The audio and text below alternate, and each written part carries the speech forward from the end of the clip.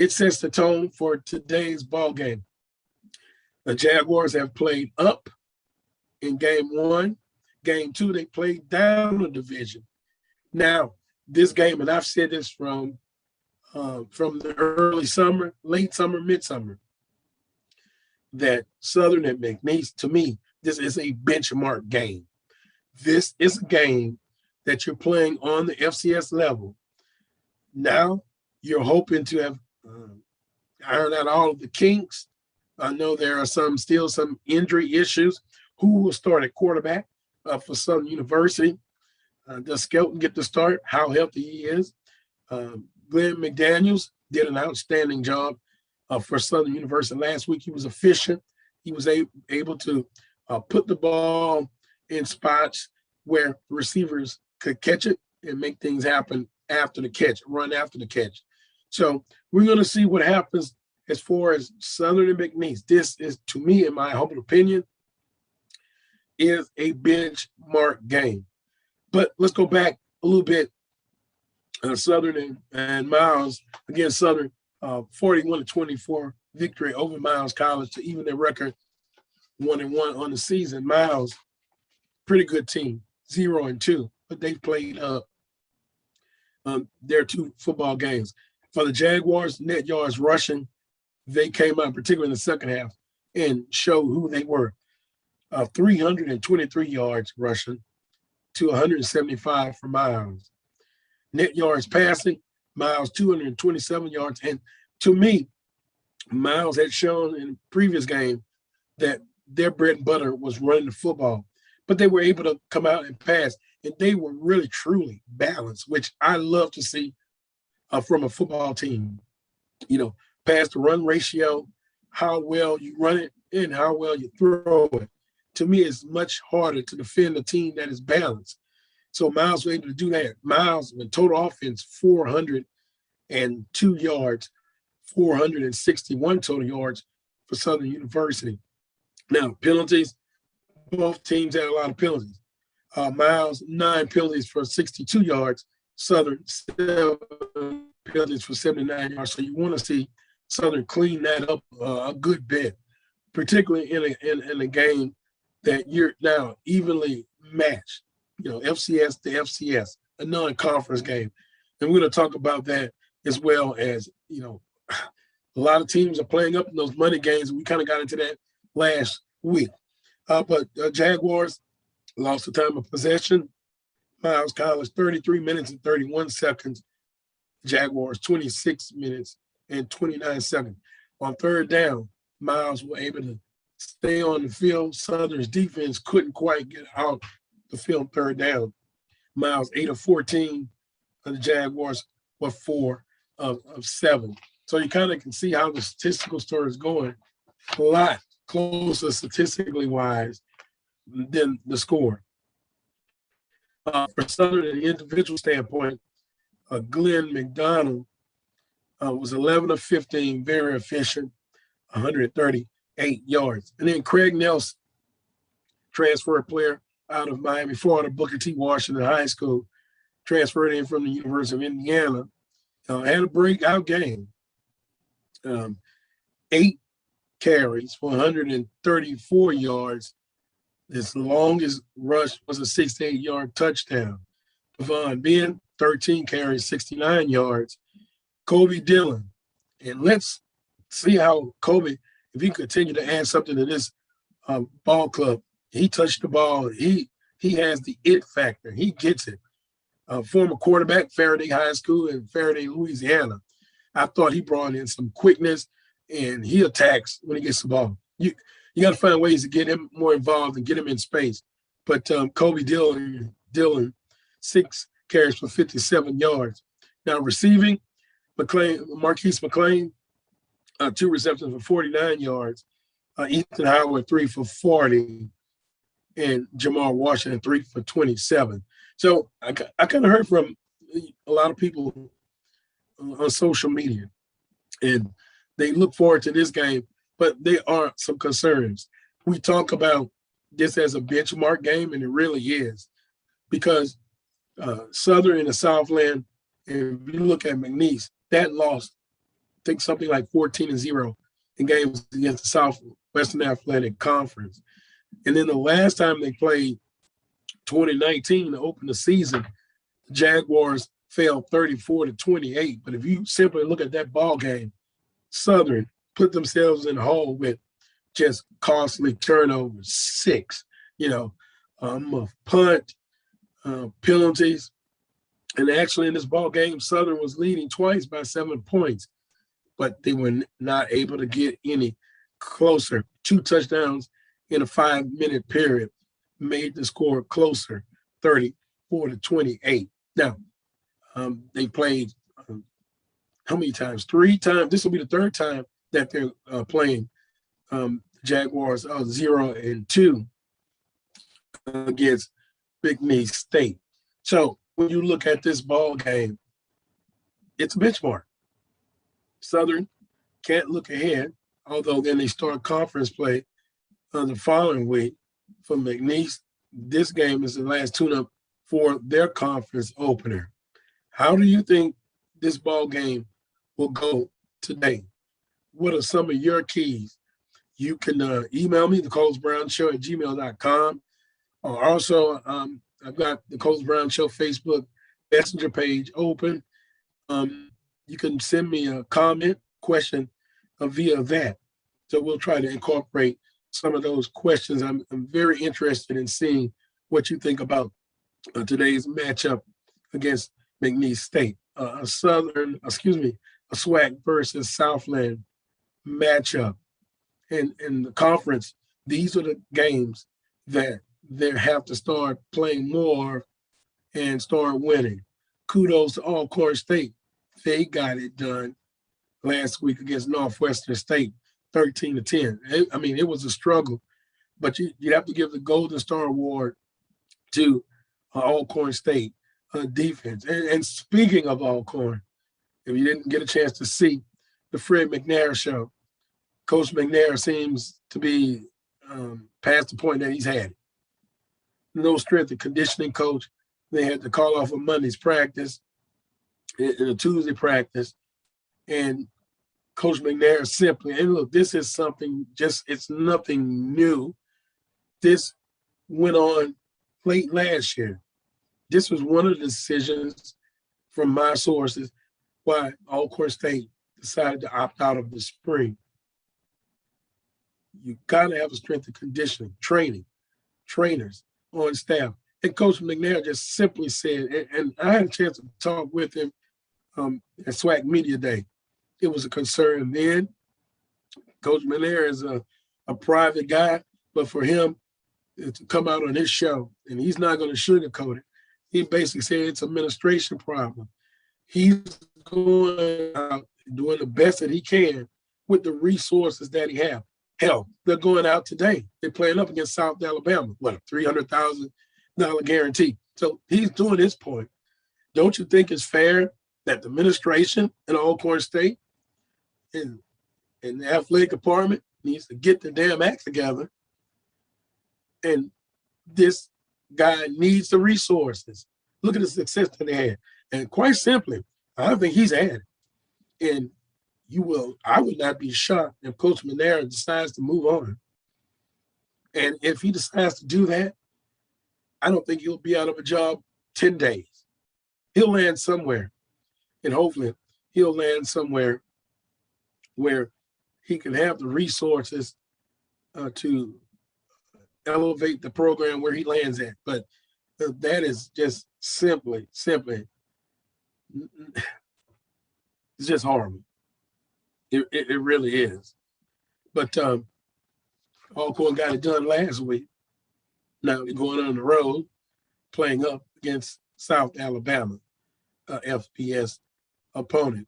And when we get into the schedule for week 3, you'll see a lot of the teams are playing up. You have some FCS matchups. So week 3 is going to tell us a lot that we need to know about. Going to take a time out, and it has been a tough week for me personally. Boy, under the weather all week, but hey, got to make adjustments. The show goes on. And so I'm going to take a time out, when I come back, I'm scheduled to join Perry White, co-host of the Jaguar Journal. Hopefully I'll have him next. You're watching The Carlos Brown Show on the Black College Sports Network. I'll be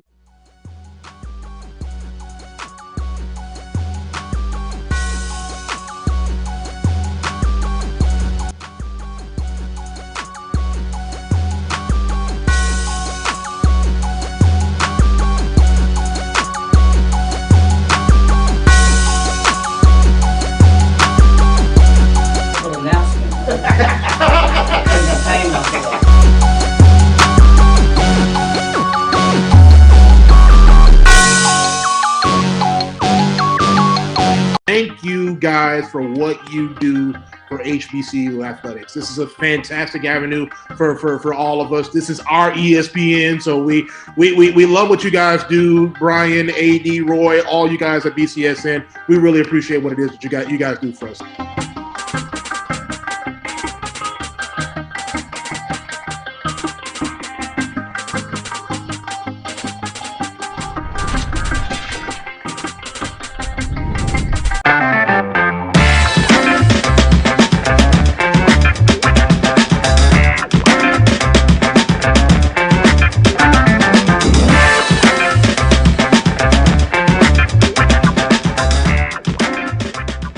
It's never too early to plant the seed, to share the tradition, and instill a sense of pride in your HBCU with your little ones.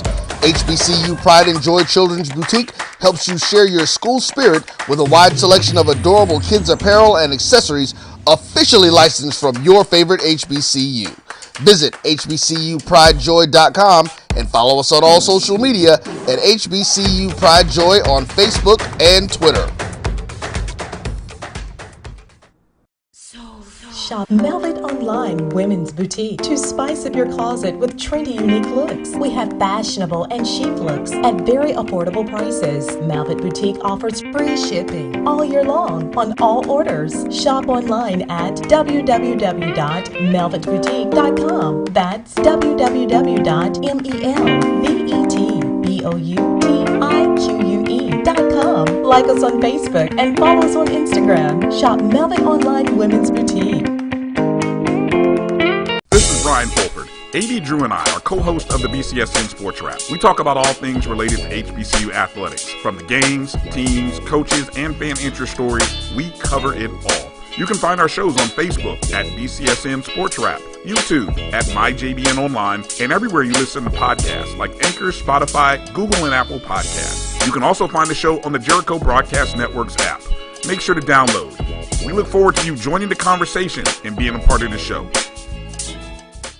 Since 2002, Empowerment Resources, Inc., a nonprofit organization, has empowered more than 1,500 youth and adults in Duval and surrounding counties through its programs Journey into Womanhood, Girls Mentoring, Life Skills for Teens, and Parenting Education Coaching. To get involved with programs, volunteer, or donate, visit www.empowermentresourcesinc.org. Follow us on social media, facebook.com/empowerment.resources and instagram.com/empowermentjax. Q Time is a classic Atlanta soul food restaurant located in the historic West End. Q Time Soul Food is a family business started by Fred and Christine Crenshaw. Come on in, relax, and sink your chops into our tantalizing, mouth-watering, distinctive soul food with a twist, the Q Time way. 1120 Ralph David Abernathy Boulevard, or call your order in at 404-758-2881. Do you miss your mama's cooking? Then come on down to Q Time, an Urban Passport member. Are you hungry for authentic Caribbean food like jerk chicken, oxtail, red snapper, shrimp, tofu, and rasta pasta? Well, find your way over to Mango's Caribbean Restaurant, 180 Auburn Avenue, right next to Royal Peacock in downtown Atlanta. Them belly full, but we hungry. Mango's Caribbean Restaurant, open daily from 11 a.m. to 10 p.m. And on Friday and Saturday, we're open till 4 a.m. Come to Mango's and put some spice in your life. So we've got a good thing going. Mango's Caribbean Restaurant, 180 Auburn Avenue, right next to Royal Peacock in downtown Atlanta. For more info or directions, call 404-698-3992 or log on to mangoscaribbeanrestaurant.com. For instant coupons, text MANGOS to 313131. Tell your mama hungry, papa hungry, brother hungry. Mango's Caribbean Restaurant, authentic Caribbean cuisines. Open up the door, tell your mama hungry.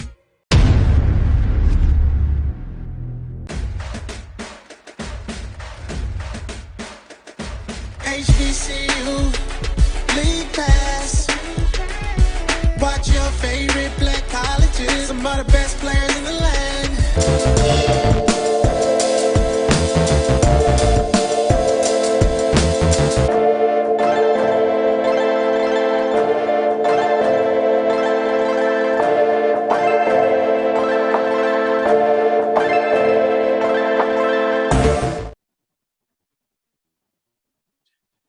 Welcome back to this week's edition of the Coles Brown Show, broadcast live here on the Black College Sports Network.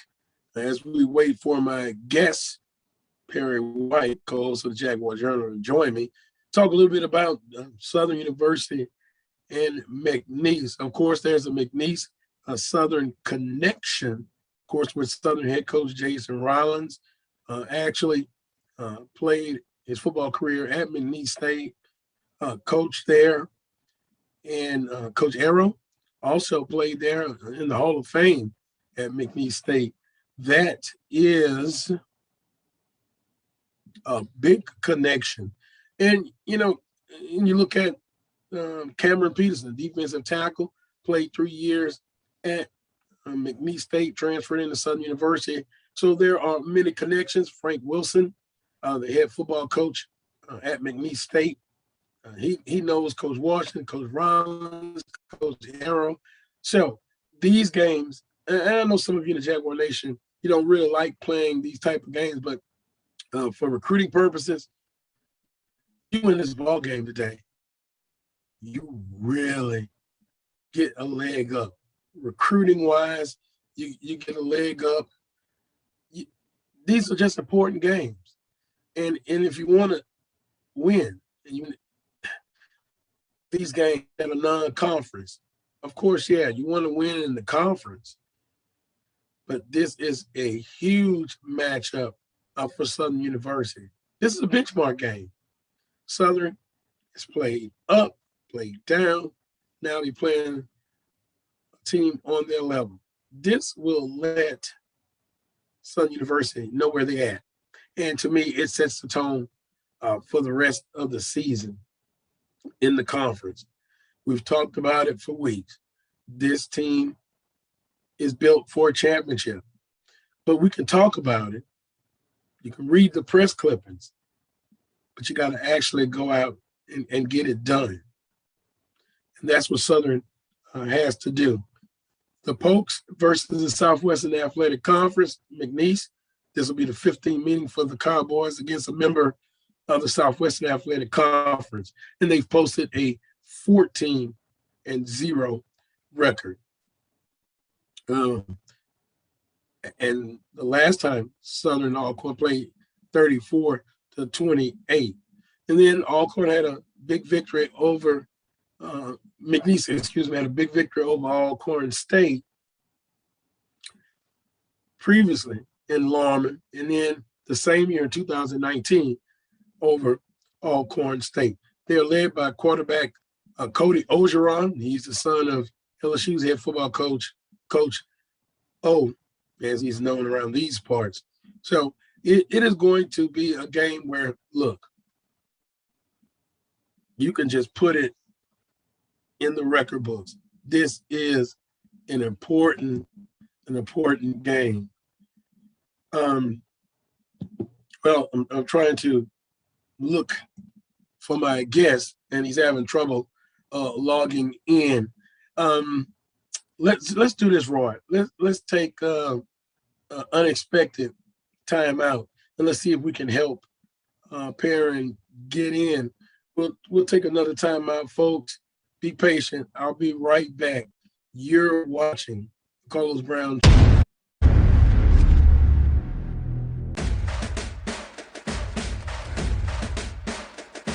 HBCU League Pass. Watch your favorite black colleges. Some of the best players in the land. HBCU League Pass. It's game time. I'm proud and I love my HBCU. HBCU League Pass. Watch your favorite black colleges. Some of the best players in the land.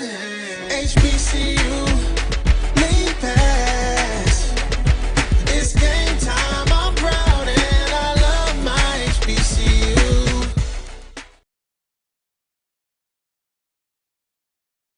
Sugar Chateau Desserts is a specialty bakery located in the Charlotte, North Carolina metro area.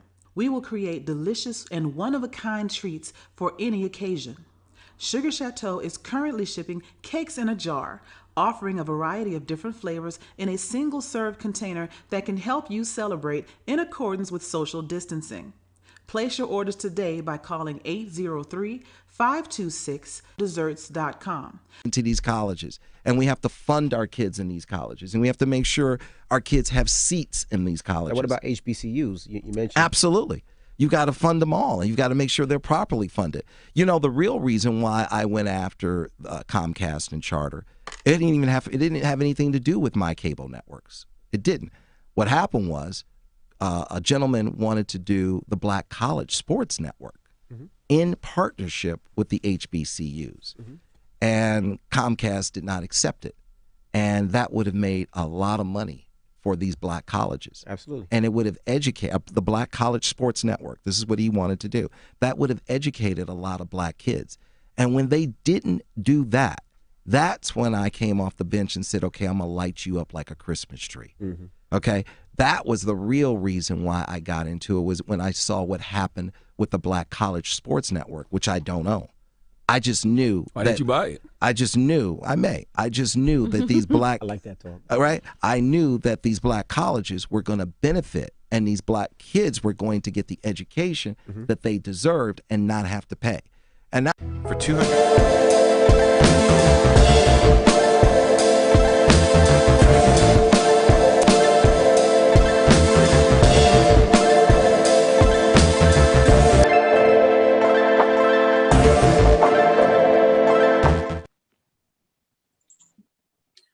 Welcome back to this week's edition of the Carlos Brown Show.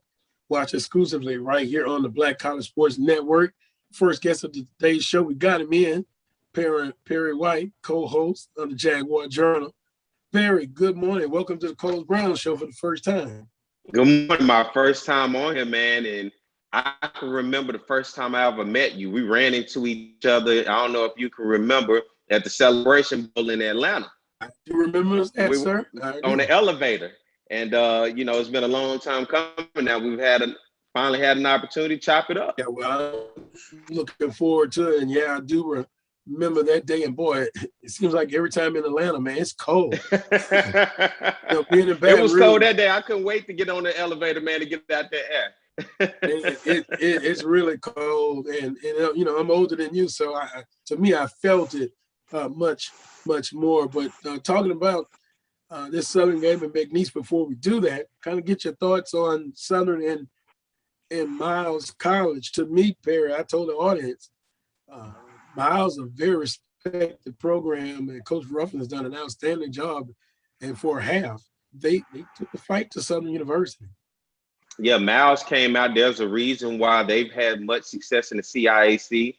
And when you saw last week's score with Alabama State, in which it went into overtime, a block PAT, in which Alabama State won the game 14-13 against Miles, you had to wonder, what was this team going to be like coming into Baton Rouge? And it had a lot of people guessing. When you see a team like a formidable opponent in Miles take another SWAC opponent to the wire, and then you get Miles coming to Baton Rouge, and guess what? They had their way. They could run the ball. And for Southern, you saw Southern having a tough time making tackles. It just seemed like it just wasn't there. And Miles kind of had his way with running the ball. Miles' Coach Ruffin, I watched him in pregame, and as you looked at this team looked like they were a player-led team. You can see the camaraderie. You can see these guys sticking together. There's clearly chemistry when you look at Miles. And there's a reason why they're a good Division II school. And they came in and they pushed Southern. But Southern, what you saw and what I liked in Coach Jason Rollins and his staff, we finally got an opportunity to see what it's like to make in-game adjustments. Going into halftime down 17-13 to Miles, people were looking around the stadium, and I'm pretty sure people were checking their phones, scratching their heads, thinking, what's going on in A.W. Mumford Stadium today? Is Miles legit? Are they for real? And for a lot of us who watched the game for a while, we were looking at it like this Miles team is for real. But Coach Jason Rollins for Southern, every week is an interview for him, being in with the interim tag. So he has to show his versatility as a head coach. And with this one, his team was down to an opponent it shouldn't have been down to, but they went into halftime. His team made adjustments, and guess what Southern came out and did? They did it better than anybody that they've been able to do it. They ran the ball. 300-plus rushing yards, 323 rushing yards, I think, to be exact, total rushing. You look at a guy like Craig Nelson, who rushed for over 140 yards in this ball game. It made a lot of sense when Southern came out and instilled his will against Miles' defense. The only thing, Southern's defense gave up 400-plus yards in this game, 402 yards. And it was very balanced in the way Miles was able to accumulate 400 yards. A little over 200 passing, a little over 200 rushing. They were able to sustain drives.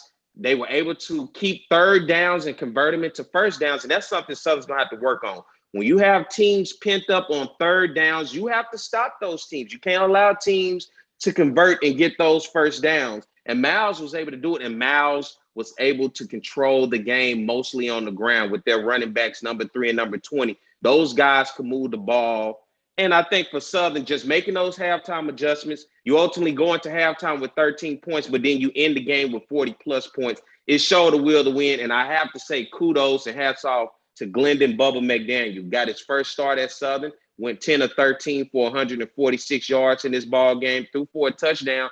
He managed that offense well, and I think it's good that he had an opportunity to do that because Southern has 3 quarterbacks in Ladarius Skelton, John Lampley, and Glendon Bubba McDaniel. That all of these guys are veteran guys, and they're going to need all of these guys in order to be successful as Southern makes a run into October and November once swag play starts.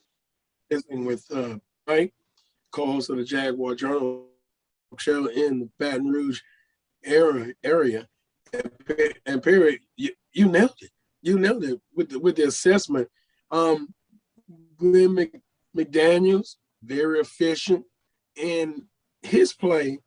Not only, and when we talk about a dual threat quarterback, of course, we talk about Ladarius Skelton, but McDaniels can make every pass, was efficient running the ball club, and then even use his legs a couple of times to get things done. Do you think that gives Southern's opponents something that they have to scheme for? A true dual threat quarterback that can do both equally, throw and run. But of course, McDaniel's strong point is throwing the football. I believe so. And the reason I say that is Zach Grossi, who's Southern University's offensive coordinator, has said in his formations, as you begin to see him unfold his playbook, at any given time, you can see all 3 quarterbacks on that field. And I think what they're going to try to do is utilize the talent that they have and find ways to get the ball in ball players' hands. Well, guess how you do that? You have to have guys that have experience. And for Bubba McDaniels, having a whole game experience, starting the game and finishing the game, that helps solidify his experience to where you can start to now open this playbook up because you have the trust in guys. And I think for Bubba going 10 to 13 for about 146 yards and a touchdown thrown, although there was a fumble right before the half, you still have to negate that and look at what he was able to do. He managed well. He didn't have to make it all about him. He managed that offense well. And I think when you have those guys in that quarterback room that's able to do that, that sets you up for success down the run because of the experience, the veteran leadership, and as well as knowing this offense, you can do a lot with these guys. And I think what you're seeing with Southern, they're trying to see what can they do? What do each one of these guys bring to the table? And how can we ultimately formulate that together to make this a winning success? And then, Perry, when you look defensively, I would say right now there's work to be done defensively for the Jaguars, but the strong point is the defensive line. Now, linebackers in the secondary, it's important that everybody start really tackling well, especially in space, because now you're going up against a true dual threat quarterback and Cody Orgeron. And also, the Jaguars, they just can't sit back, to me, and wait for a turnover. They're going to have to force some turnovers. How important is it that the Jaguars defensively get after Cody Orgeron and make that passing game uncomfortable? And how important it is that they start from this game going forward tackling better? Well, you started with saying the number one thing, turnovers. Turnovers are key to a game, and we saw that in the first time Southern and Mcnesse played. Southern with 6 turnovers in that game over at Mcnesse. If you look at that and you go back on that game, Southern blows Mcnesse out. That game not even close. But due to those turnovers, it kept Mcnesse in the game, and Mcnesse just had a little bit more in order to win that game. Today's game is going to be key because Cody Orgeron is a true dual threat. Of course, Southern sees it with their quarterback when you look at Bubba McDaniel last week and Darius Skelton. But a 6-year guy like Cody Orgeron, who's passed for about 456 yards this year, he is a guy that can beat you with his arm as well as his legs. So the DBs are going to have to watch out for those receivers that he have that can make plays. But I think for Southern on the defensive side, the biggest question is going to be the linebackers. That's the most inexperienced position on the field. It's led by Ray Anderson, a guy who doesn't have a lot of hours behind him. But, of course, you miss a guy like Caleb Carter, who was at that linebacker position, who led your team pretty much in tackles. He was a true leader of that defense. So now with that inexperience, you got to watch these guys grow up, and that's the hard thing about football. Watching guys grow up, finding out about the names of the guys that we did not know about. We didn't know about a Ray Anderson. We knew who a Calvin Lumpkins was in the past. We knew who a Caleb Carter was in the past. But now we're watching these guys grow up, and it's a slow, painful thing to do it because at the same time, you're watching them grow up, you're watching them make their mistakes. But at the same time, you have to allow these guys to get that playing time. These 3 non-conference games are key for Southern. When you look at Troy, Mcnesse, Miles, all 3 of those games before you hit your conference stride, these are key because what it gets you is film on guys. These guys get a chance to get film. And that's why it's going to be guys like Glenn Brown, Robert Grimm. These are guys that were supposed to be starters for Southern at the cornerback position in the 2019 season. But due to outside the field issues, they never got a chance to touch the field. I believe Glenn Brown touched the field slightly a little bit during the spring, but now these guys have to get their stride back and get back out on the field and get game speed experience.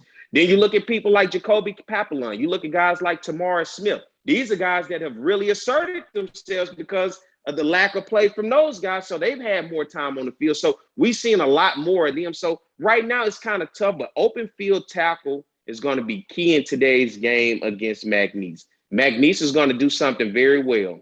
They're going to run the ball in terms of with Cody Orgeron being the quarterback. He played pretty fairly well against LSU. You go back and you look at that first game of the season against West Florida, who is the Division II national champions. The final score really doesn't indicate how out of hand that game really was. But Cody Orgeron still shows you as a 6-year guy, leader of that offense, that he has the will to win. And but if you ask me to be quite frank, Mcnesse looks at this game as the shake-back game. They think against Southern, this will be the game that they'll be able to shake back and get back to their winning ways. Southern has to have that mentality that no matter who's the opponent, we're going to be able to beat them. This game is going to have to start out physical. Southern's going to have to come out physical. None of that, let's make adjustments in the second half. You have to come out and play smash mouth football, but as well as be disciplined. You have to be disciplined in what you do against a team like this. But you have to come out and be very physical, flat out, straightforward. Mcnesse defensive line, if you watch that game against LSU, I don't know if Mcnesse defensive line was that good or LSU's offensive line was just that bad. But I saw both. It could be a little of both. But I saw Mcnesse defense at least getting after it. But when you go back and you look at that game against West Florida had its way. And where they had their way was in Mcnesse secondary, throwing the ball over 300-plus passing yards in that ball game. Southern's going to have to find a way to be truly, truly balanced today. Incorporate the run and become physical and dominate, but also open up with the run to where it opens up your passing game. Southern is very dynamic when it comes to wide receivers. They have some big playmaking ability. This offense, as you look at it, even with that O-line, all 5 guys are pretty much all SWAC. So going up against this D-line, I think today's game is going to really be something to watch in the trenches. Southern's O-line versus Mcnesse D-line, and Southern's D-line led by Devin Cotton going in there against Mcnesse O-line. It's going to be interesting, but the big thing about it is we don't know the status really on Jordan Lewis, who's the FCS Defensive Player of the Year, and we know Jalen Ivey has to sit out a quarter due to a targeting call in last week's game. So you're going to have some variables out here that we're going to have to try to figure out, but whoever's out there, I like when Coach Odoms was the head coach, he always used this next man up. With Jason Rollins is the guy now, we got to find out who's the next man up, and that's what's going to have to come out today. This is a big game, FCS matchup. Southern wants its respect. I think for a lot of Southern fans, they have become accustomed to beating the teams that you feel like you should beat. You look on your schedule, you know you're going to beat Prairie View. You got Grambling, UAPB. You see those games, Texas Southern, you become accustomed. And I think during Coach Odom's years as being in the head coach, you got used to beating those teams, but it was where do you get that extra push from your fan base where you can show them you can beat the teams that have been counting you out? Mcnesse State. And the way that Mcnesse State is set up, led by Frank Wilson, it's going to be interesting with this game. I want to see can Southern finally get over the hump and beat an opponent that's not a Division II school, as well as not in the Southwestern Athletic Conference or the Mid-Eastern Athletic Conference. Can Southern beat a formidable opponent from the Southland Conference? Alcorn did it last week with Northwestern. Southern's task today is to do it. And it's going to be interesting, especially with Jason Rollins and Frank Wilson. Both these guys were coaches together. Frank Wilson, of course, the head coach at the University of Texas San Antonio, with Jason Rollins as his defensive coordinator. Both these guys now going to be across the field today. It's going to be interesting from that point also. A benchmark game, a very important game. You see where Southern stands as now playing a team on their level, played up the first week, played down the second week. Last quick thing, Perry, and appreciate the time. Some people that I've talked to during the week via social media, they're wondering, Southern University coaching staff kind of was, what's the word I'm looking for? Looking at some different things, but now you'll truly start seeing from the playbook standpoint and execution, this is the game that they had been looking at. And will we see something different from this coaching staff and players with the game with Mcnesse today? You asking, will we see anything different? Yeah. That's a good question. I don't know how much more you're going to see different. I think in the past, you saw Southern kind of clinch his playbook. You ever watched The Water Boy? Yeah. When Coach used to clinch that little green playbook. You didn't want nobody to know what was in there. I think Southern's still at that point right now. I think Southern looks at, we don't want to put too much on film. We still want to be somewhat of a surprise once we hit swag play, but we feel we have enough talent right now to where we can go out and compete with anybody no matter what we call. And I think a lot of fans, it was kind of hard for them to see that against Miles, but for Southern, they was just trying to get things on film. The more you get on film, the more you can evaluate, the more you know what you can do with what you have. Zach Grossi is the offensive coordinator, has a ton of weapons around that offense. Now it's all about how do you get those guys the ball? Do you play traditional ball, or do you get very creative with how you play, how you make your play calls? Ethan Howard at tight end is a guy that I think you're going to hear a lot of today. He's going to have to be a target in his turns when you look at those quarterbacks. Marquise McLean, a big kid that transferred in from out of Auburn. He's another guy who's going to have to be out there where they're going to have to find ways to get that guy the ball. And for Southern, I'm not so sure you're going to really see them open it up today. I think what you're going to see today is the bread and butter, the run game. How much can they sustain the runs? Does Devon Bean, a guy who we've seen as a veteran, does he have that breakout game? Because he seems to kind of been going more this way than he has this way. We've seen a guy like Gerard Sims. You saw Craig Nelson last week step up. Kobe Dillon, who was a quarterback but now moved over to running back, had a big game. Can he grow in terms of his development at Southern at the running back position? But you're going to see the running game. I think you're going to see it heavy, and you're going to see it probably incorporated with Ladarius Skelton, a true dual threat quarterback. I think Southern's going to try to, if they're going to win this game, I think that's going to be the direction that they go. But in terms of Zach Grossi opening up that playbook, not so sure if it happens today. I think you don't see that playbook open until late October going into November when they look at those games trying to make that SWAC championship run. Well, you definitely got to win your conference games. Boy, if they could get this victory today, it will say a lot. And once again, if you're just tuning in, you're going to hear this throughout the show. Benchmark game for Southern University. Parent, appreciate the time. It was good talking with you. We'll do this again. I know I talk a lot, man. My bad. Thanks for coming on the Carlos Brown Show. Appreciate it. Enjoy the rest of your weekend. All righty. That was Perry White, co-host of the Jaguar Journal, joining me here on the Coach Brown Show. Coming up next, we'll take a time out. When I come back, I'm scheduled to visit with Tom Hoefer. He's a member of the Mcnesse State Radio Network. He'll give us an in-depth look at Mcnesse State. You're watching the Carlos Brown Show on the Black College Sports Network. I'll be right back. For 200 years, Montgomery, Alabama has been making history by people who had the courage to stand up for change. Today, this riverfront city has been reborn, embracing the past and looking forward to the future. From the National Memorial for Peace and Justice to the stage of the Alabama Shakespeare Festival, this is where history was and is made. We are proud to call Montgomery home, and together, we can be the change.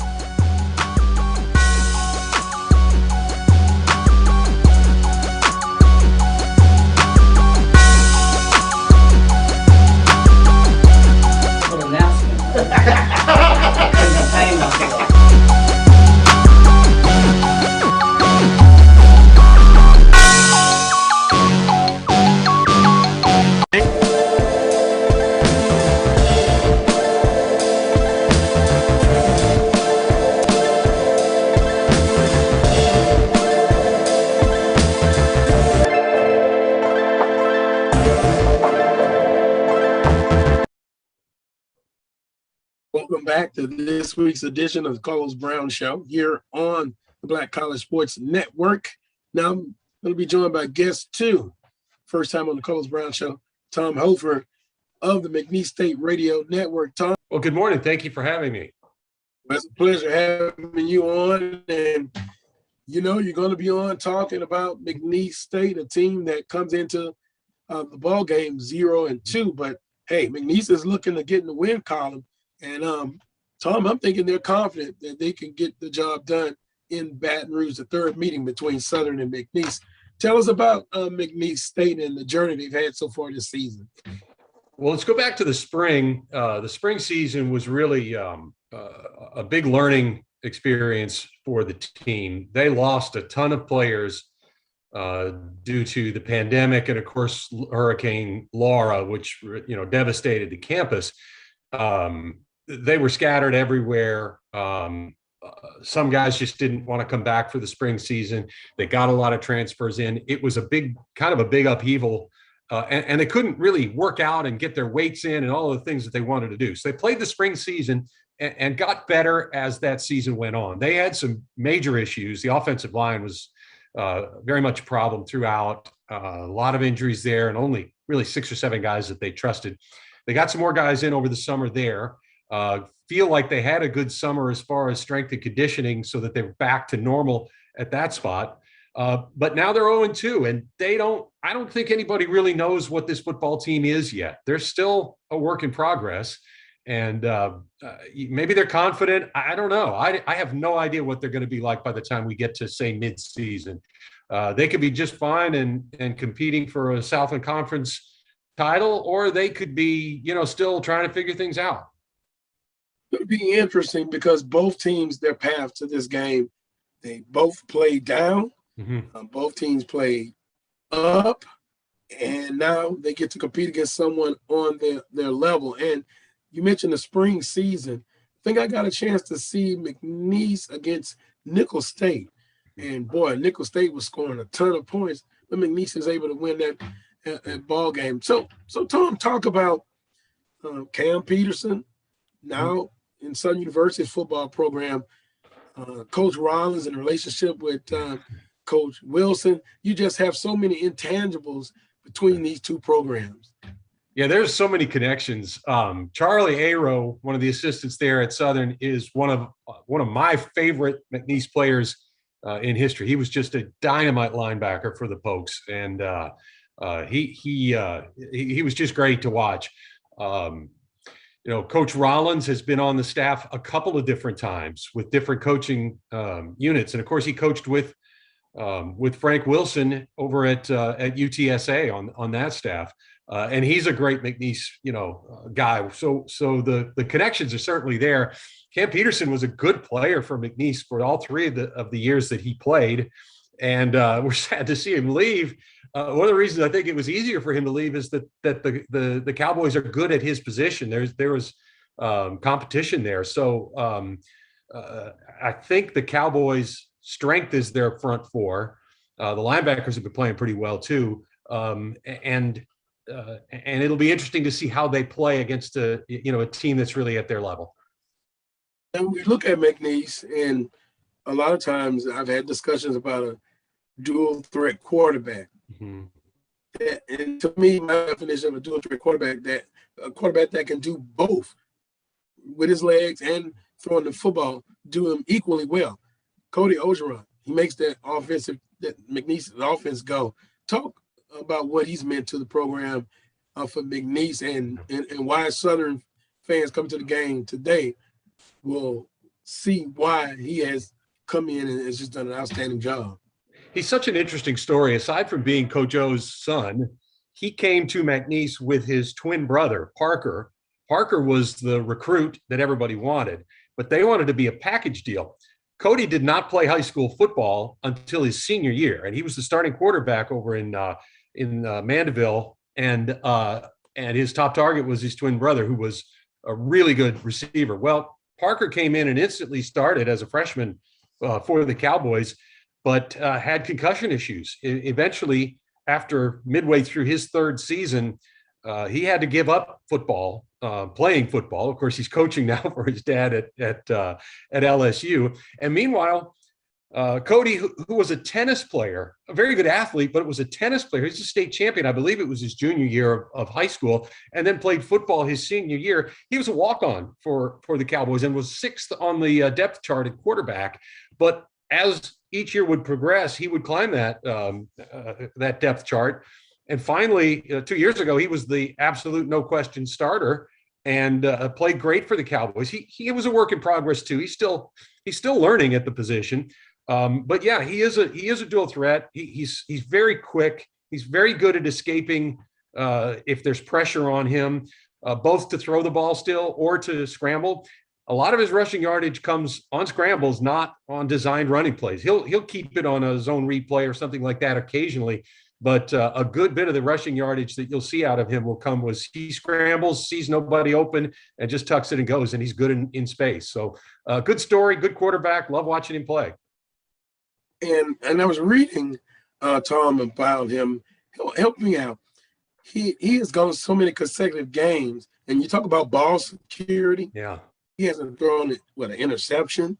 And yeah, a couple of games ago into the last season, in the spring season, since he's thrown one, 150 plus attempts now. That's kind of thing you usually expect out of a really experienced game manager type quarterback. But he learned fairly quickly not to force it in a passing situation like on the run and under pressure. He'll get rid of it and just go back and take 2nd and 10. So he's done a very good job of that. He is a good decision maker as a quarterback. Tom Hoefer of the McNeese State Radio Network. The last time these teams got together, 34-28, 2019, the season opener. And we're just talking about ball security. Yeah. Wow. Southern turned the ball over 6 times, Mhm. and then Southern scored twice in the last 5 minutes to make it 34-28. Couple of keys for McNeese State to be successful tonight against Southern University in your humble opinion. Pass rush, which is good, and they got to get a rushing offense together. The Cowboys have not run the football well in their first 2 ball games.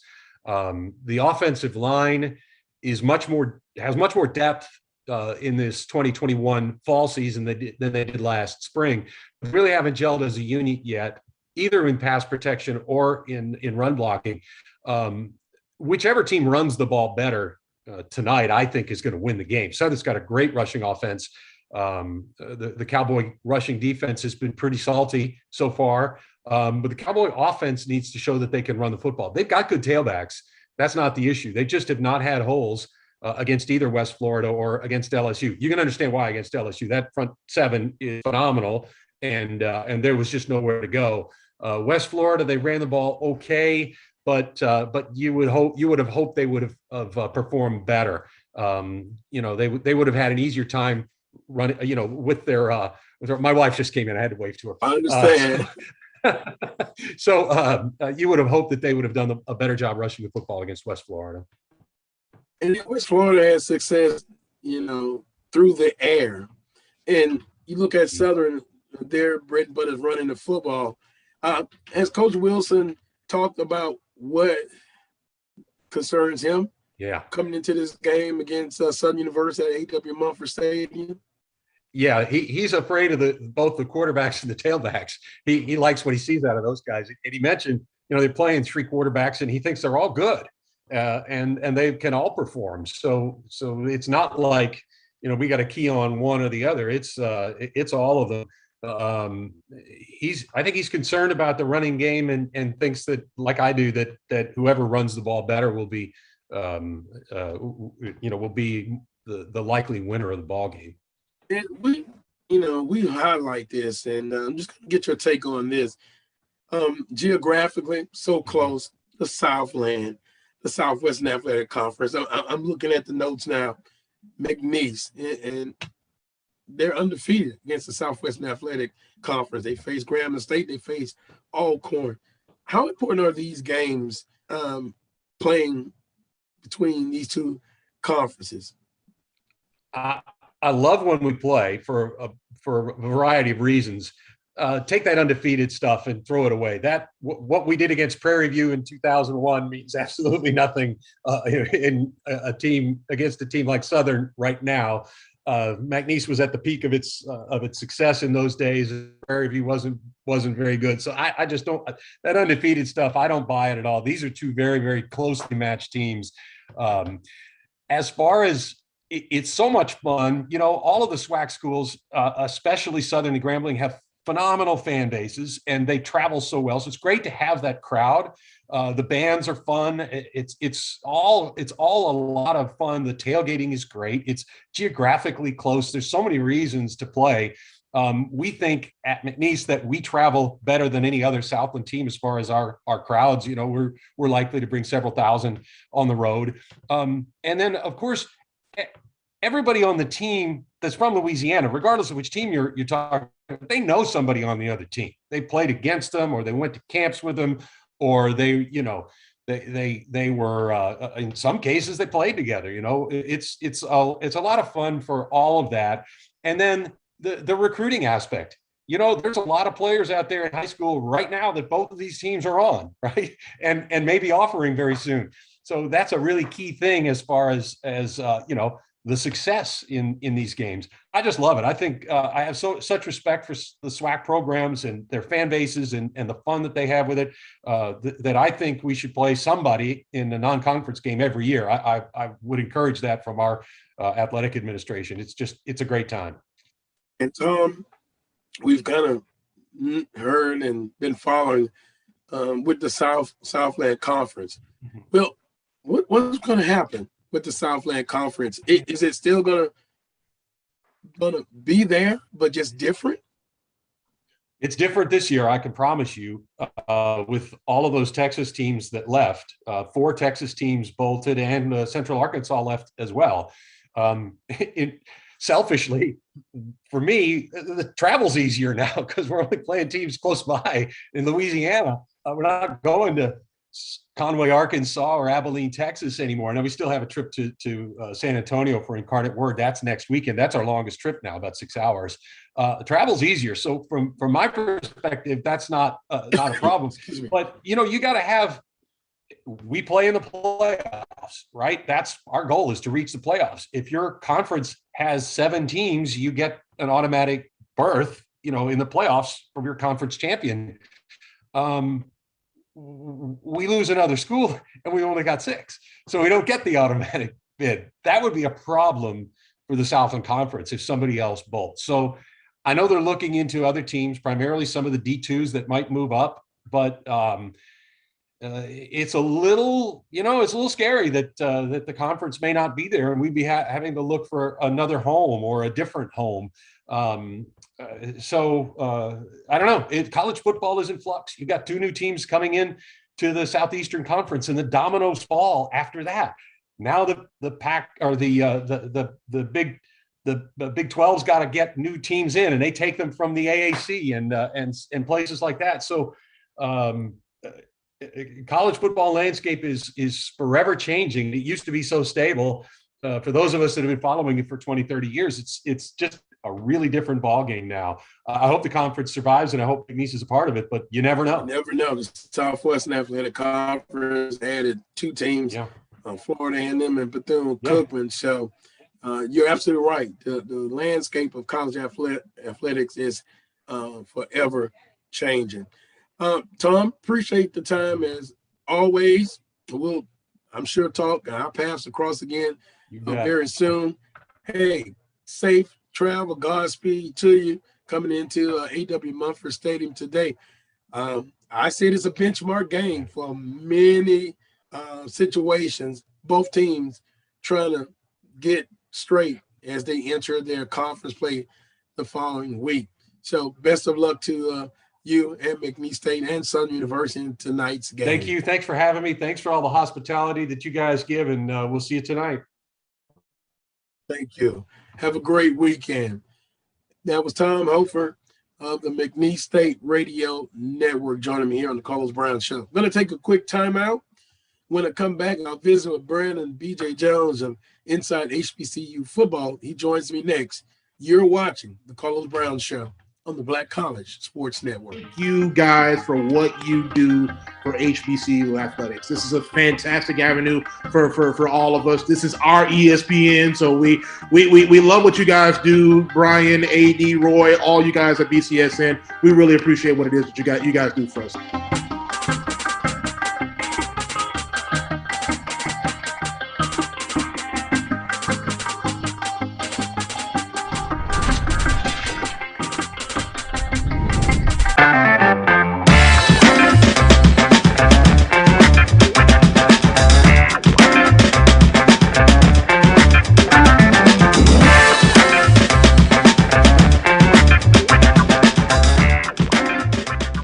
It's never too early to plant the seed, to share the tradition, and instill a sense of pride in your HBCU with your little ones.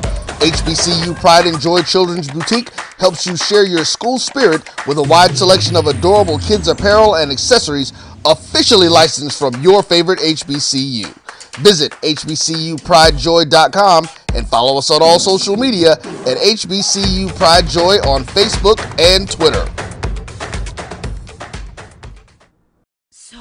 Shop Velvet Online Women's Boutique to spice up your closet with trendy, unique looks. We have fashionable and chic looks at very affordable prices. Velvet Boutique offers free shipping all year long on all orders. Shop online at www.melvetboutique.com. That's www.melvetboutique.com. Like us on Facebook and follow us on Instagram. Shop Velvet Online Women's Boutique. This is Brian Fulford. AD Drew and I are co-hosts of the BCSN Sports Wrap. We talk about all things related to HBCU athletics. From the games, teams, coaches, and fan interest stories, we cover it all. You can find our shows on Facebook at BCSN Sports Wrap, YouTube at MyJBN Online, and everywhere you listen to podcasts like Anchor, Spotify, Google, and Apple Podcasts. You can also find the show on the Jericho Broadcast Network's app. Make sure to download. We look forward to you joining the conversation and being a part of the show. Since 2002, Empowerment Resources, Inc., a nonprofit organization, has empowered more than 1,500 youth and adults in Duval and surrounding counties. Through its programs, Journey into Womanhood, Girls Mentoring, Life Skills for Teens, and Parenting Education Coaching. To get involved with programs, volunteer, or donate, visit www.empowermentresourcesinc.org. Follow us on social media, facebook.com/empowerment.resources and instagram.com/empowermentJAX. Q Time is a classic Atlanta soul food restaurant located in the historic West End. Q Time Soul Food is a family business started by Fred and Christine Crenshaw. Come on in, relax, and sink your chops into our tantalizing, mouth-watering, distinctive soul food with a twist, the Q Time way. 1120 Ralph David Abernathy Boulevard, or call your order in at 404-758-2881. Do you miss your mama's cooking? Then come on down to Q Time, an Urban Passport member. Are you hungry for authentic Caribbean food like jerk chicken, oxtail, red snapper, shrimp, tofu, and rasta pasta? Well, find your way over to Mango's Caribbean Restaurant, 180 Auburn Avenue, right next to Royal Peacock in downtown Atlanta. Them belly full, but we hungry. Mango's Caribbean Restaurant, open daily from 11 a.m. to 10 p.m. And on Friday and Saturday, we're open till 4 a.m. Come to Mango's and put some spice in your life. So we've got a good thing going. Mango's Caribbean Restaurant, 180 Auburn Avenue, right next to Royal Peacock in downtown Atlanta. For more info or directions, call 404-698-3992 or log on to mangoscaribbeanrestaurant.com. For instant coupons, text MANGOS to 313131. Tell your mama hungry, papa hungry, brother hungry. Mango's Caribbean Restaurant, authentic Caribbean cuisines. Open up the door, tell your mama hungry.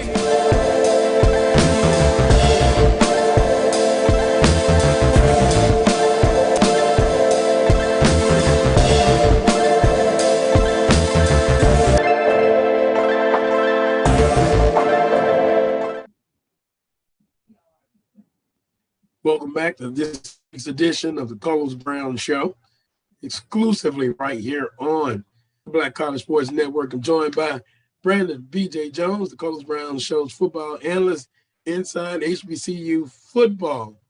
B.J., shall I say good morning or good afternoon? Yeah. Which one is it?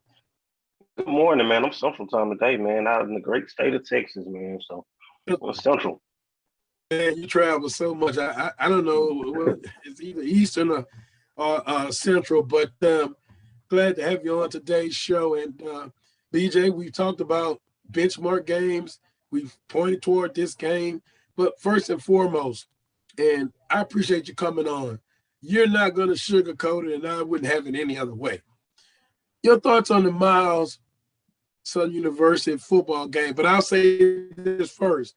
Coach Ruffin, he has an outstanding program. He's done a great job. I can see him coaching somewhere very soon besides Miles. But with that being said, they took it to Southern University the first half. But the second half, kind of a different story. But your overall thoughts on the ball game. Well, I think the biggest thing is that you saw a Miles College football team that a lot of people probably underestimated some of the athletes and how well they were coached. If you look at it, man, those kids played, very hard. They were able to neutralize Southern's defensive line, especially in the first half. They went directly after Julian Lewis, running the football, making sure that they had him doubled, making sure he wasn't impactful in the pass rush. And I think a lot of people probably left that football game, if they didn't know, wondering who in the heck is Reginald Ruffin. A lot of people have been, talking about him this week, but I've always been impressed with Reggie Ruffin. If you look at what he's done over at Miles College, look at that program pre-Reggie Ruffin. And I'm talking about, when I say pre-Reggie Ruffin, I'm talking the program from the time it was started until Reggie Ruffin got there. He has won more titles in his run as head coach at Miles College than the program had total. Completely changed the look, the face of that program. But Southern did not play well in the first half. There's no ands, ifs, and buts about it. And they had it handed to them up front on the offensive line as well as defensive line. Second half looked a lot better. One of the concerning things is Southern's inability to tackle, losing, just like we saw in the Troy game, losing people in coverage and space in the pass game. And the offense was sporadic for a little bit, but then they finally got it together. I think a lot of people were impressed with Glendon McDaniel, the way that he handled that offense, the way that the offense moved the ball. But was able to get out with a win. Should have probably added another point that fumble was called back. Probably should have added more points, but Southern got the win. I can understand people being uneasy, but Southern got the win. Well, and let's be honest. I don't know if how many people know this. What I'm about to say, you know about this because actually you the one text me before Glendon McDaniels, before he injured his hand. One of the first depth charts I saw in the spring, he was running number 1, and he adds the dimension of he can really throw the football, but from an athletic standpoint, he's not bad, BJ. No. And he has gotten better. Now, I don't know who's going to start today. That's going to be a big question. But I know Skelton did start because he wasn't 100%. How close is he to 100%? To me, and it's just me, you may disagree, but I think you can scheme a little bit. It's easier to scheme against Southern against Skelton, believe it or not, because Skelton is more athletic. He beats you with his legs. But I'm going to have people to say, Skelton's got to prove that he can beat us throwing the football. You have to worry about that with Skelton. With Bubba McDaniel. Yeah. His ability to throw the football, he stretches the field. You saw that last week with Miles. You saw that those defensive backs starting to creep back a little bit more in the second half, which really opened up the run game. So it made the holes wide open because the defensive backs weren't crept up, and the running backs really took advantage of that. 21, his name keeps escaping me. Craig Nelson, yes, he took full advantage of that. When Bubba McDaniel was there, he stretches the defense out, and they know that there's no just sitting on the run because he can beat you with that deep ball. And then Kobe Dillon. I know he got some carries late in the ball game, but man, he's elusive. He's strong. Man, he's quick. I can see him getting him the ball in space, former quarterback, but with him and Nelson also can catch the ball coming out of the backfield. And then with Ethan Howard as a tight end, I really believe you can start using those assets and making this offense kind of what we saw in the spring. Because I don't know if you've heard this, but some people have been saying that the offense seems to be not the same as coming out of the spring, or they can't put their finger on it. Have anyone approached you about that, or you've heard that conversations? Yeah, I've heard that, the offense is not as fluid as it was during the spring, but, the offense didn't start off fluid in the spring. It was really, the offense really took off really after that Texas Southern, game, and then into Jackson State and into Grambling. And I think a lot of people just assume you stop playing from the spring, you just pick it up in the fall. No, that's not the way that football works. It's almost like a ramp up period again. As you see, even the teams that played in the spring, they were a little rusty when it came, over into the fall. So, once that there's something to be said to be a mid-season form. And I think a lot of people expected everyone to start off in mid-season form. But I think that offense will grow and develop each week. I'll tell you first that it's not the offense that I'm concerned about. It's Southern defensively. That defensive line that we've heard so much about, with Jordan Lewis, Davin Cottons, and the likes, Jalen Ivey. So far, it's just been a bunch of names we haven't seen the production up there in the sack game. We haven't seen, Southern be able to get to the quarterback with just 4. It's been a lot of blitzing to get to the quarterback. So my concern is the missed tackles, the lack of tackling, the issues in coverage. My issues for Southern, would be on the defensive side of football. How do you correct that, BJ? You're a former defensive guy, played at Southern University. It's got to be put in a position to make the tackle, but then you got to make the tackle. How do you fix that? Playing defense is an attitude. I always say that it's an attitude. There's nothing that you can scheme to make a tackle. It's attitude. But I think there's also, if you look at Southern defensively, there has been a schematic change. If you look at how the team played in the spring, and you look at how they're playing now, their alignments. You have Jordan Lewis dropping in the coverage. You've seen that a few times this year. So it might be the schematic change that has guys thinking a little bit more instead of reacting. So that could be playing an issue as well. But like I said, when it comes down to tackling, that's just an attitude. Kind of like rebounding. I use the analogy: Larry Bird couldn't jump off a stack of dimes, but he was a good rebounder. Right. He went after it.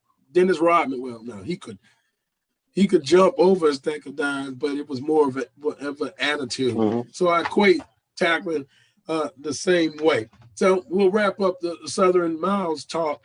Southern different ball club in the second half.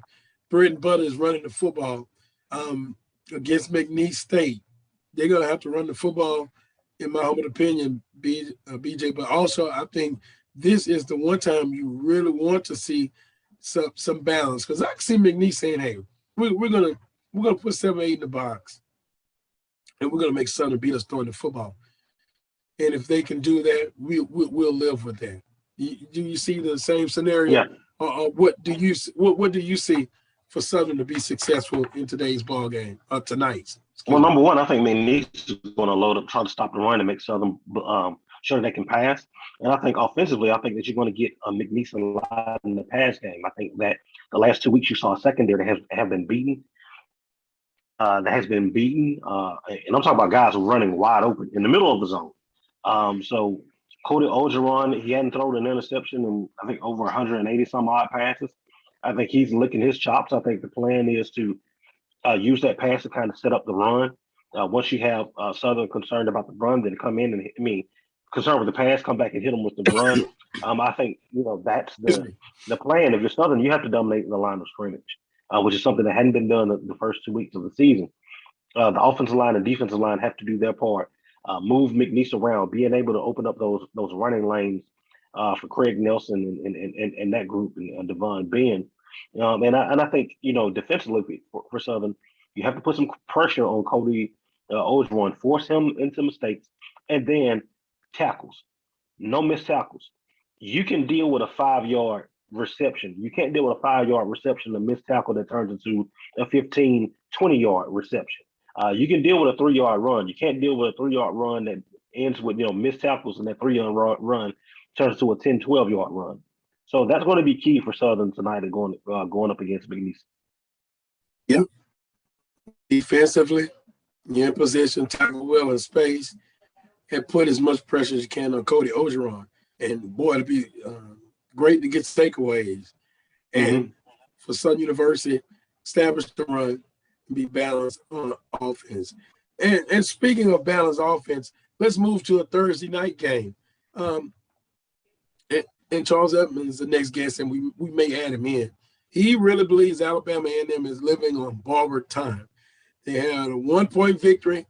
Then they were up early on Bethune-Cookman, and then they hold on to win 30-27. But one thing we know, Alabama A&M, they can score in many ways. Offensively, they were very efficient.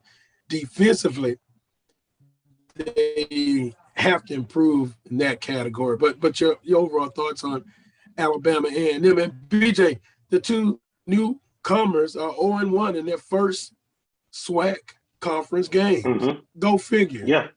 The biggest thing about it, with Alabama A&M, I think that Gary Qualls brings something different. His ability to run the ball and catch the ball out of the backfield. I think that he makes them dangerous. He reminds me a lot of Elaire for the Chiefs that came out of LSU with his ability to run the football and catch it out of the backfield. I think that Akil Glass is special. I like that receiver group. Offensive line may not be the strongest in the world, but he does a great job of avoiding pressure, knowing when to step away, step up, where to deliver the ball. I really like him. And for Bethune-Cookman, you got to think coulda, woulda, shoulda. There was a block punt that they should have had where the kicker dropped it, then picked it up and was able to get it off. And then there were 3 crucial drop passes for Bethune-Cookman. And then if you go back and look at the game, the quarterback, Patrick for Bethune-Cookman, had a few opportunities to turn second and long into possibly a first down, or third and long to possibly a first down, by just pulling the football down and running. Alabama A&M was deep in coverage and when the man within a defender within 10 yards of the line of scrimmage, and for whatever reason, he was determined he was going to throw the football. So I think if you're Bethune-Cookman, it's coulda, woulda, shoulda. If you're Alabama A&M, you breathe. You made it to another week.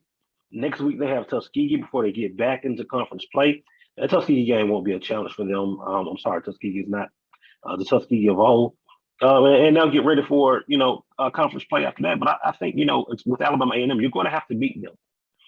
You're going to have to beat them. You're going to have to slow down that offense, and that defense has figured it out. We just need to stop at the right time. I don't have to stop you all game. We just need one at the right time. And I think that's the way that you want to see them play throughout the year. Yeah, they of course. I guess if you talk to Coach Maynard, he would say yes, we can improve. Some would say bend but don't break. Could you see a scenario?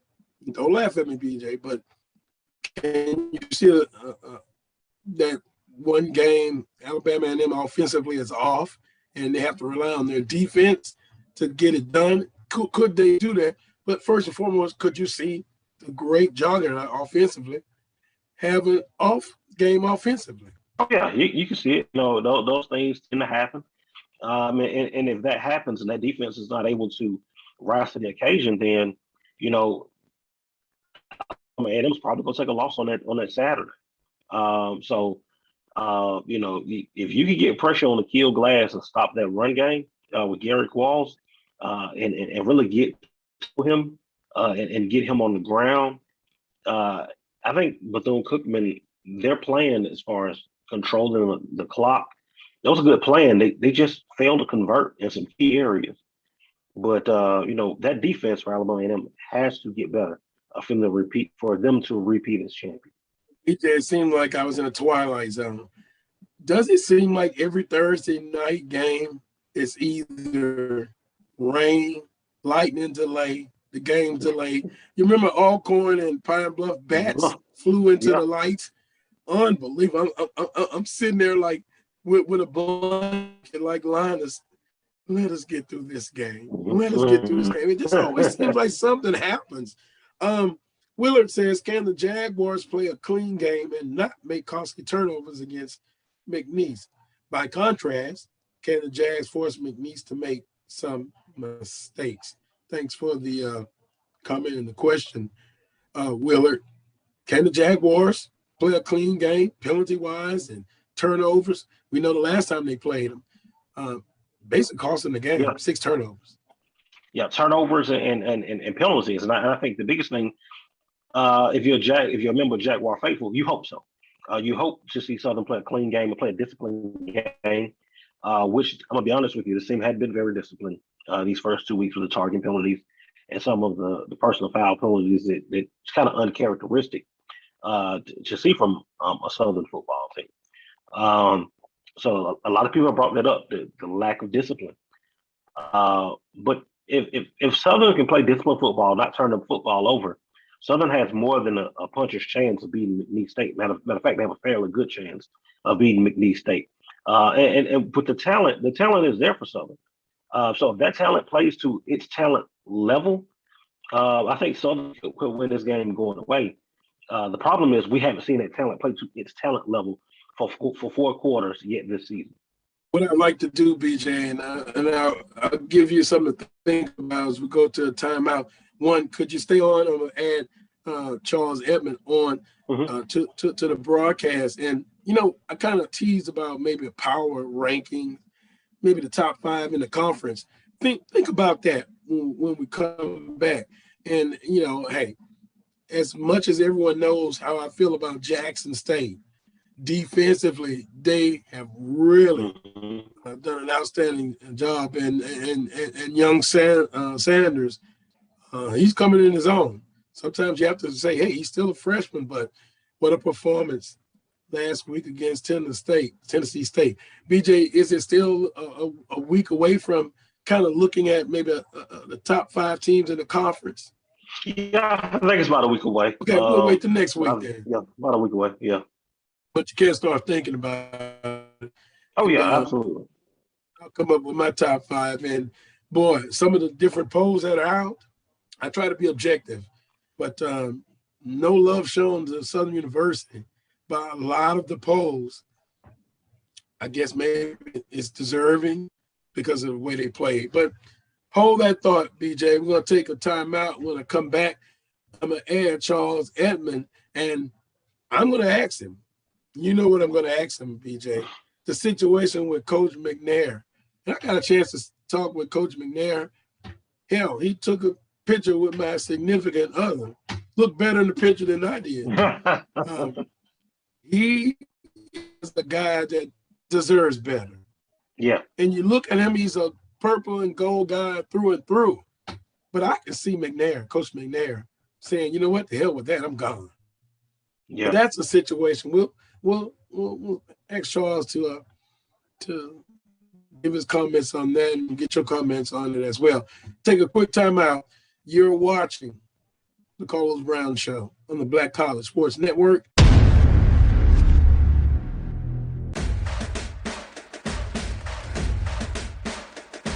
HBCU League Pass. Watch your favorite black colleges. Some of the best players in the land. HBCU League Pass. It's game time. I'm proud and I love my HBCU. HBCU League Pass. Watch your favorite black colleges. Some of the best players in the land. HBCU League Pass. It's game time. I'm proud and I love my HBCU.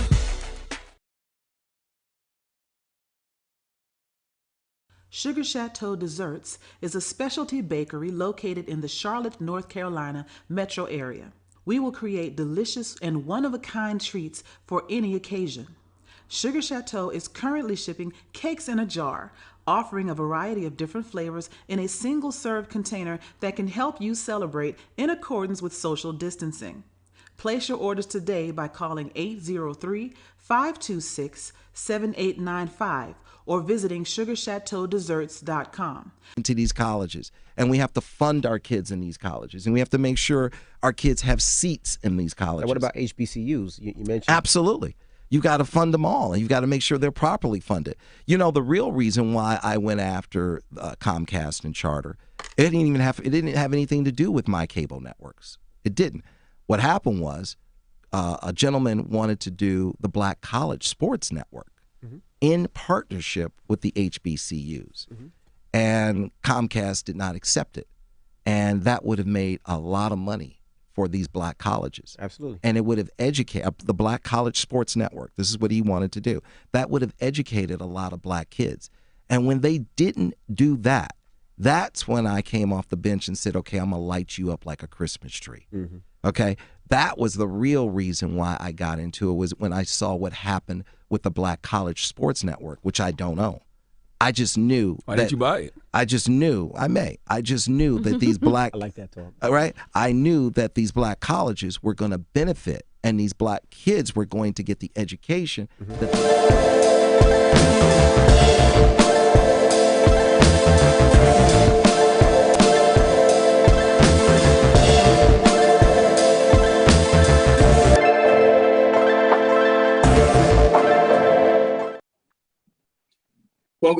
to hour number 2 of the Carlos Brown Show. Watched exclusively right here on the Black College Sports Network. Joined by BJ Jones now. Added Charles Edmond of the Alcorn State Radio Network. Charles, good. Follow us on social media, facebook.com/empowerment.resources and instagram.com/empowermentJAX. It's never too early to plant the seed, to share the tradition, and instill a sense of pride in your HBCU with your little ones. HBCU Pride and Joy Children's Boutique helps you share your school spirit with a wide selection of adorable kids apparel and accessories officially licensed from your favorite HBCU. Visit hbcupridejoy.com and follow us on all social media at HBCU Pride Joy on Facebook and Twitter.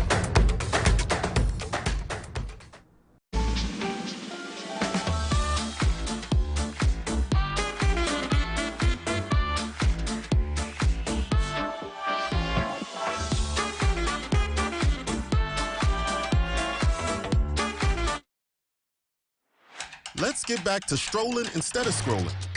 Before we can safely come together, we need the facts on COVID-19 vaccines. Visit getvaccineanswers.org so you can make an informed decision for yourself and for your family. When times get dark, we can't see the help that's all around us. Let 211 be your guiding light for mental health and other resources. Call 211 or visit 211.org.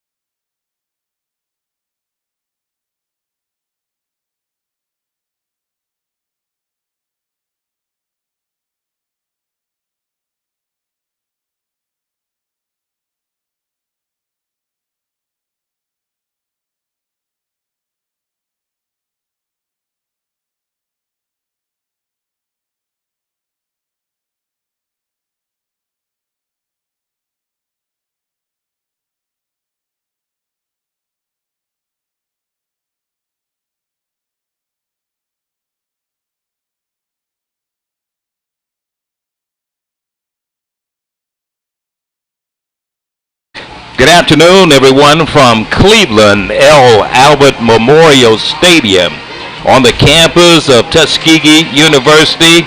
I'm Frank Lee, along with Ken Woodard, as we get ready for the Golden Tigers as we get into game number 3 against the Edward Water University Football Club out of Jacksonville, Florida. Ken Woodard. Out of Jacksonville, Florida. Amazing, Frank. Edward Waters is a very historical school started by the African Methodist Episcopal Church, and it's a very historic game, and it's good to see guys get out here making history, Frank, and it's going to be a game where we're going to make history, where we're going to finally win our first game. We're looking forward to that, and as usual, Frank, Coach Powell, the defense is going to start off out there protecting and getting that good field position and give our offense the opportunity to make some plays. Terreno Jones and Willie Slater meet for the first time after a hiatus on last year. Edward Waters 1-1 on the 2021 season. Golden Tigers 0-2.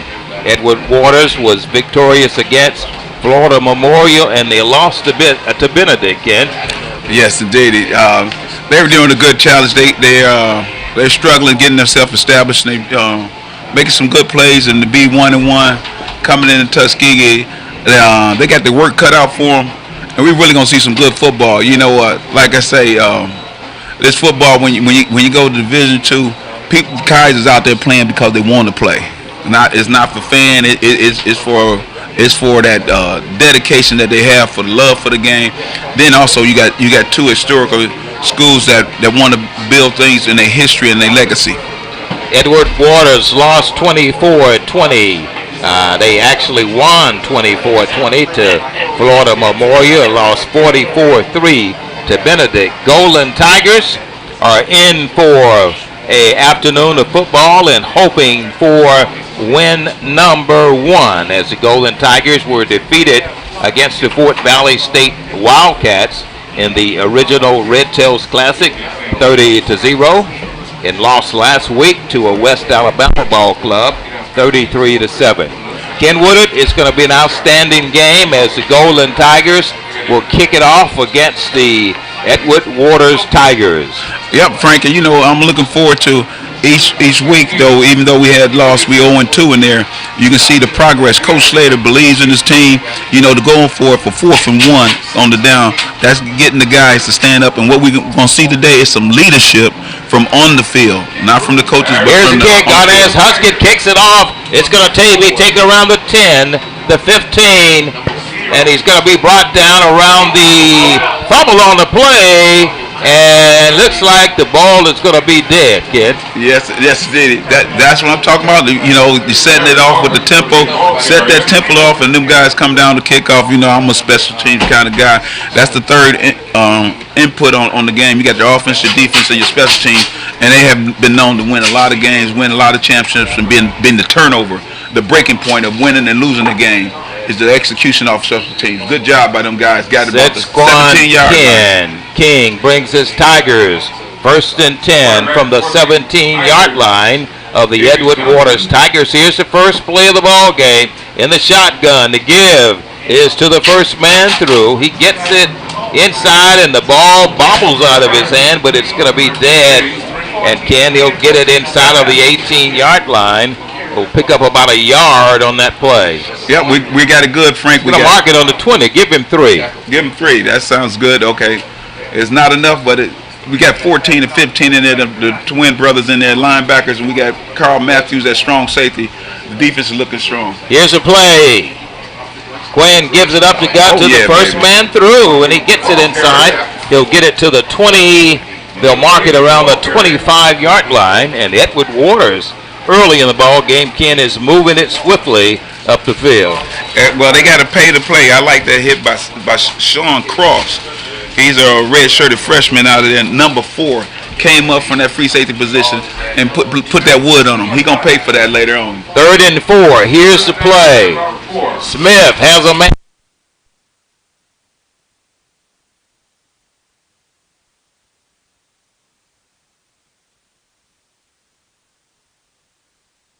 That's going to be Malik Stevens, the ball carrier for Edward Waters, and it's going to be forcing the Tigers of Edward Waters to punt it off to the Golden Tigers.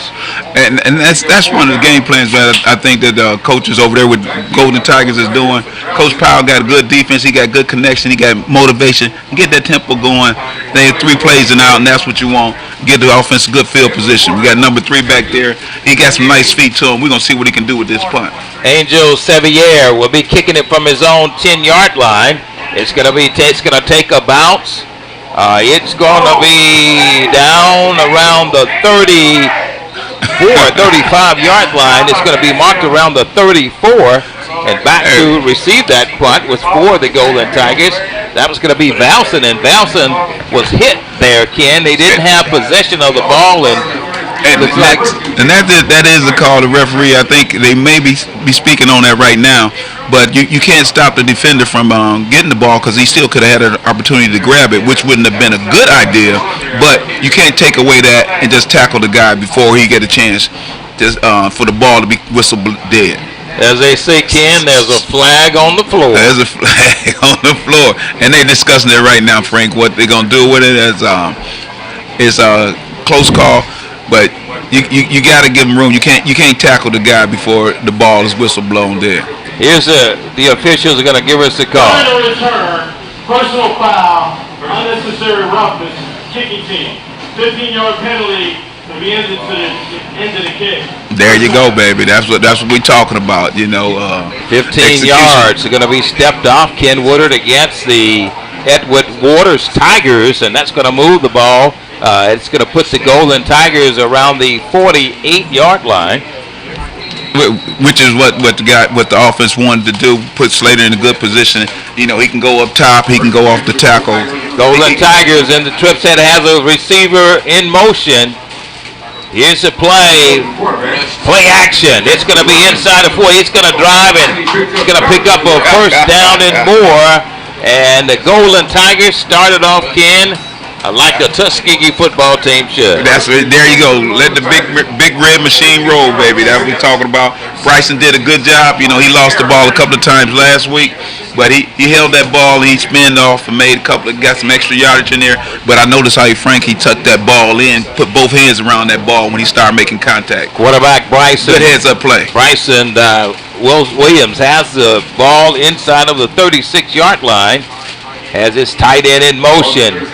Gives it to Tyrion Taylor, and Taylor blinks through and picks up another Golden Tiger first down. Kid Woodard, move the chain. Move the chains. Tyrion Taylor, he's a guy that's really hungry for that real estate. He can eat that real estate up real quick. His feet is quick. He got some good steps. He slice and dice, kind of mind you of a guy like Marcus Allen. It can be just a little gap. He get in there and make the yardage that he can make. That's 11:56 first quarter action. First down and 10. Ball is on the 25-yard line of Edward Waters. Here's Bryson Williams. Williams in the shotgun. Williams gives it again to Tyrion Taylor. And Taylor gets inside. He'll be brought down around the 21-yard line. Give him about 3-4 yards on that play, Ken. That was a good job.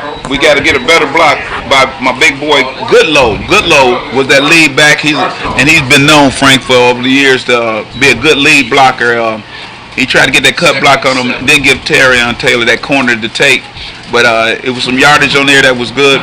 But Goodlow is a guy we'll be seeing again out there, especially inside the 20. Bryson Williams in the trip set has this in the shotgun. Williams on a long count. Gives it around to the left side. There goes the play, and it's going to be number 6, the ball carrier for the Golden Tigers. That's going to be Kedrick Green, and Green is going to be pushed out of bounds around the 10-yard line, Ken. There you go. I like it. A well-oiled machine. The guys going out there. And move the chains. Another first down. Execution. You got that connection, that camaraderie out there, and the guys is working together in the sync, and that front line is doing a good job up front. Williams has receivers either side. Taylor in the backfield in the shotgun. Here's Bryson Williams in the shotgun. Williams gives it to Tyrion Taylor, and Taylor moves it down. He'll get it down to the 3. It's going to be an 8-yard gainer for the Golden Tigers. Hey, Frank, the best way to get that real estate is go north to south, baby. And he going straight north and south. That's all it is. And the lineman's up front is making contact, and he's able to get through that line and get back in that secondary real quick, expeditiously. And second and goal, twin tight end set for the Golden Tigers. Bryson Williams has Taylor along with Goodlow in the backfield. Here's Tyrion. Taylor gets it in. He'll be brought down around the 1, Ken. Yes, that's good. Just straight heads up football inside the trenches. Trying to make it play, keeping the ball safe. You're in good position. Great play calling. We done ran left. We done ran right. We did reverse. I love the way they mixing it up. They did trips. They did 2 tight ends. You know, now we're seeing a elevated team, which is Coach Slater is a winner, and he always get better. And these guys is showing it right now. Tyrion Taylor is a little shows to be injured on that play. Let's take a break. Let's pause on the Golden Tiger Digital Network. When times get dark, we can't see the help that's all around us. Let 211 be your guiding light for mental health and other resources. Call 211 or visit 211.org.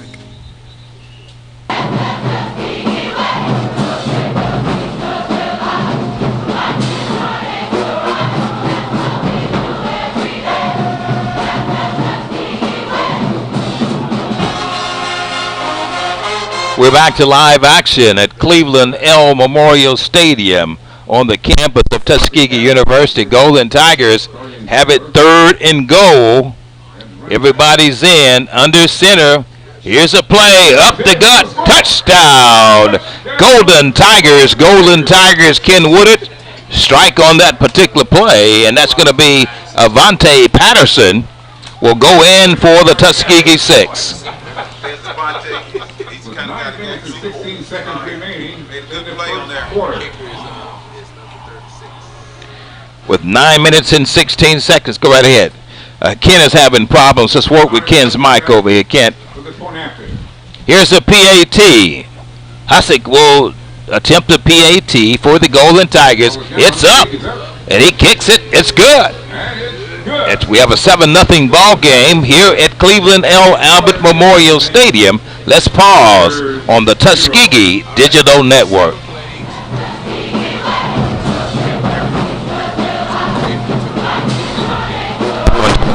I can't. Okay, there we go.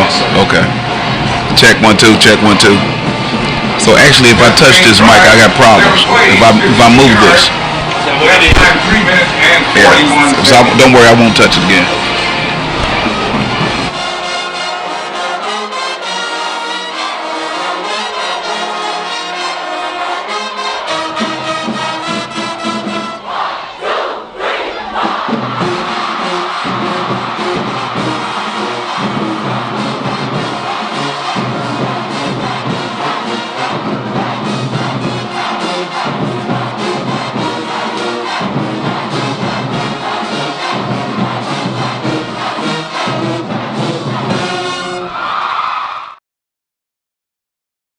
Tuskegee University with 9 minutes and 16 seconds in the first quarter.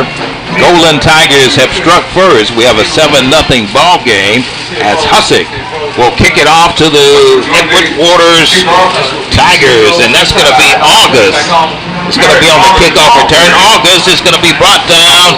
He takes it on a spin around the 32-yard line, and that kickoff return was brought down on the 32-yard line. Edward Waters will have it. Ken Woodard, 1st and 10 from their own 32. Now this is the process of where we're thinking that we 0-2 and we got to do some things to make some plays happen. You got your kicker, Arnez Husick, 36. He come down and give that guy an extra little punch down the field. And generally kickers are not known for hitting on running backs or return men, but I like that mentality, that toughness, great extra effort. Zaquan Smith has his Edward Waters Tigers lined up, and there's some discussion among the officials around the 40-yard line. 1st and 10 for Edward Waters. It's going to be on the 31-yard line of the Tigers from Jacksonville. 9:09 first quarter action. Frank Lee along with Ken Woodard as the Golden Tigers out front. 7-0 in the contest. Ken, have you been able to determine what that discussion is about? No, it looks like it's against the defense. It must have had some lightning going on. They going off the field there. You know, we can play in the rain, we can play in the snow, but when that lightning, we got to go. Well, looks like both teams are going to go to the locker room for safety purposes with 9:09. This is the first delay that we've seen for lightning this year, and it's the first delay we've seen for in quite a few years, Frank. Quite a few years. I can't remember us pausing for environmental conditions as we are now. With 9:09 in the first quarter, we got a lightning warning here. 7-0 ball game. Go right ahead, Ken. You have an announcement for us, Ken? I got an announcement for you today. Good morning out there, our fans here. We'd like to announce that there will be a vaccination clinic on Wednesday, September 29th from 3 to 5 p.m. at the Sojourner Apartments located on 216 the Overture Circle, Tuskegee, Alabama. No insurance is required. Participants will need a picture ID. This clinic is for the first or second dose of the Pfizer or Moderna will be available. No testing will be done at this event. Please look for additional information in next week's edition of the Tuskegee News.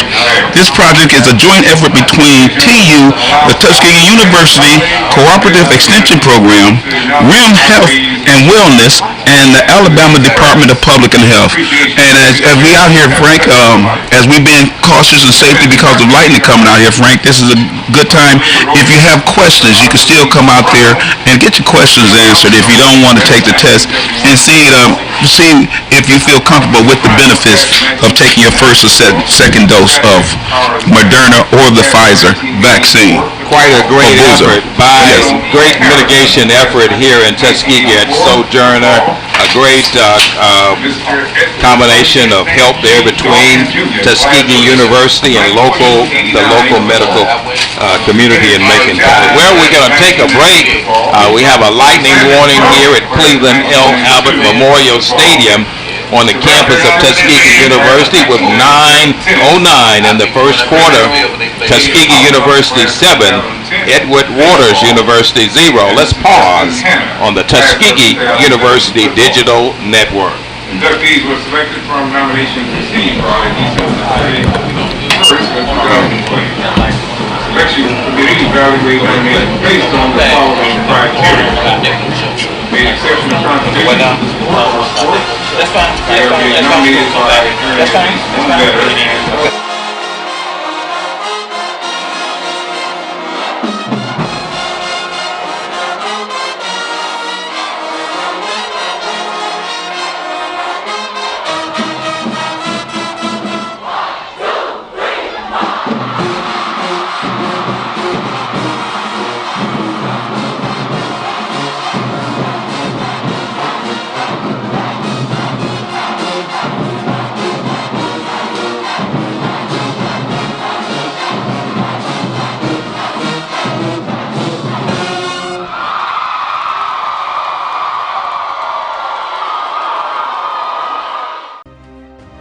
Here at Tuskegee University, some of our historical figures like Booker T. Washington, George Washington Carver, those are some of the people that created or started that Tuskegee experience. This place is so different. You have a support system, a real support system. We may ball and parlay, but the most important thing we do is graduate. And after we graduate, we accelerate in everything we do. Yeah. What's up? We need all the ladies to hit the dance floor. Where the ladies at? Hey! Lou, you think they ready?